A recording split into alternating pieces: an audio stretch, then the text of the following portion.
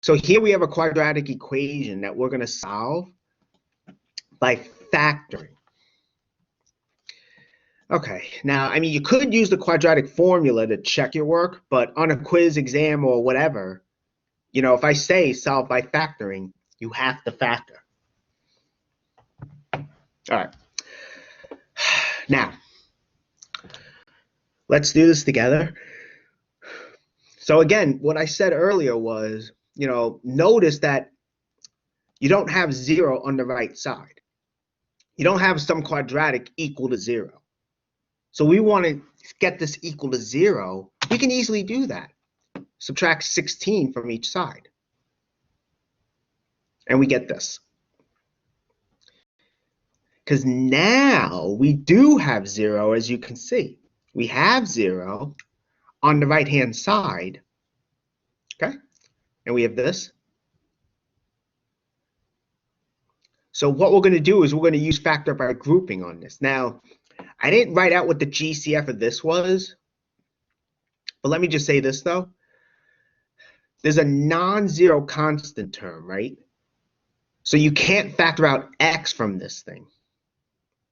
Not only that, 3 is a number where its only factors are 1 and itself.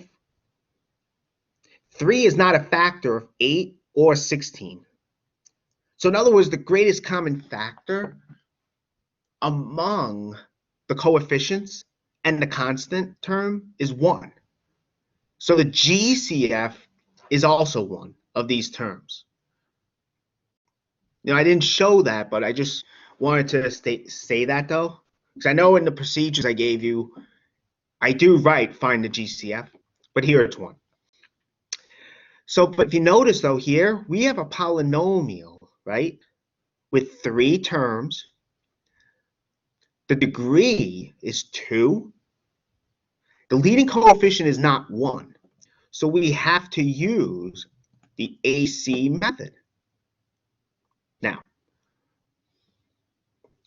we have to figure out first, as you can see, negative 16 times 3, right? That's what we're doing here. Well, negative 16 times 3 is negative 48. So by the AC method,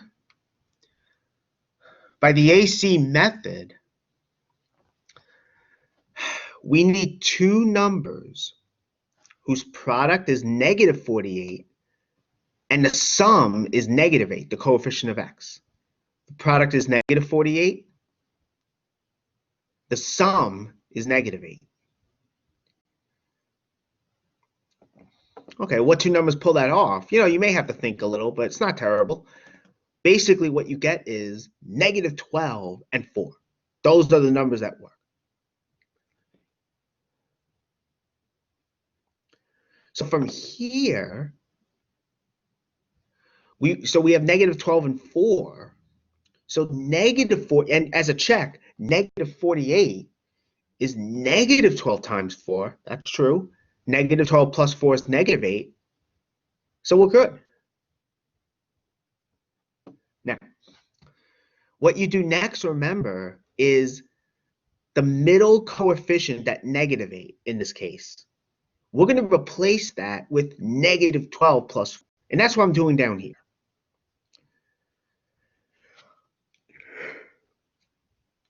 Namely, negative 8 times x is negative 12 plus 4 times x. So negative 8 is negative 12 plus 4. So I'm replacing negative 8 times x with negative 12 plus 4 times x. So that's all I'm doing here. Then I distribute, as you can see. So we get this. And now I'm going to replace negative 8x minus 8x with minus 12x plus 4x. Now, if you wanted to, you could have interchanged the 2 terms and write this as 4x minus 12x. But what's nicer about this one, the way I wrote it, is addition. You're adding the 3rd term, not subtracting it. You know, that makes it easier when you form groups. Not to mention also doing it this way, the 2nd and the 4th term have the same sign. So you don't have to factor out a negative from the second group. Now, so doing this, we have 4 terms now, right? So we're going to use factor by grouping. So that's what we're going to do here. Right? The first thing we do is we form 2 groups. That's what we did. The first 2 terms form a group. The third and fourth term form another group in parentheses. Now, from each group, we have to factor out the GCF individually. We have to find the GCF of each individual group and factor it out, as you can see.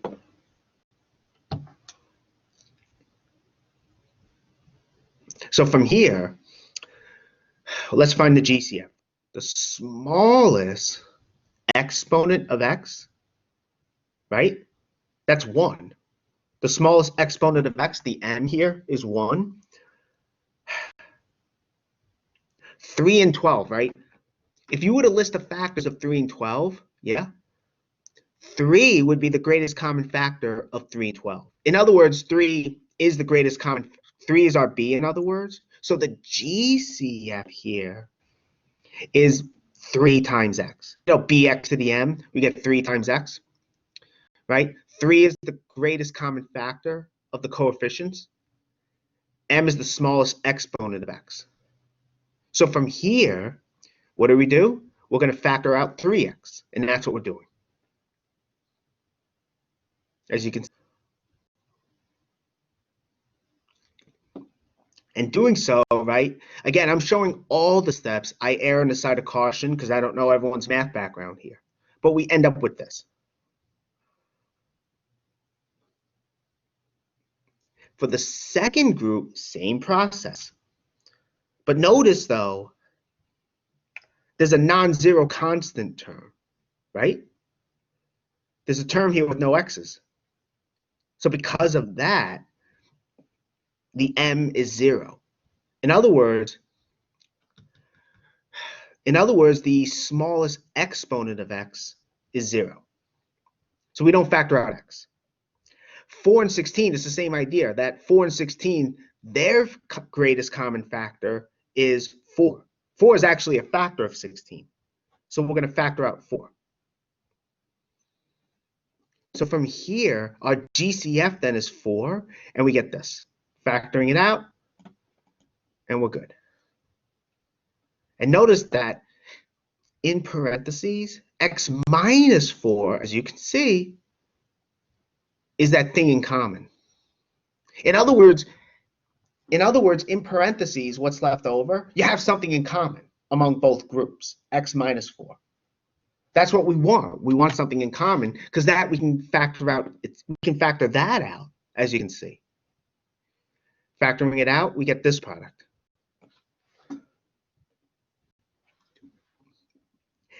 And basically, the hard part is done. We have factored our polynomial. Hence, we set this equal to 0. We set each factor equal to 0, right? And we solve. So from the first factor, we have x minus 4 is 0, right? You know, you add 4 to each side, you get x is 4. Here, same idea, you solve for x. So 4 from each side, okay? We have 3x is negative 4. Divide by 3, boom, we're good. As you can see. So we have 4 and negative 4/3. So that's what we get here. Okay, good. All right, let me just stop it.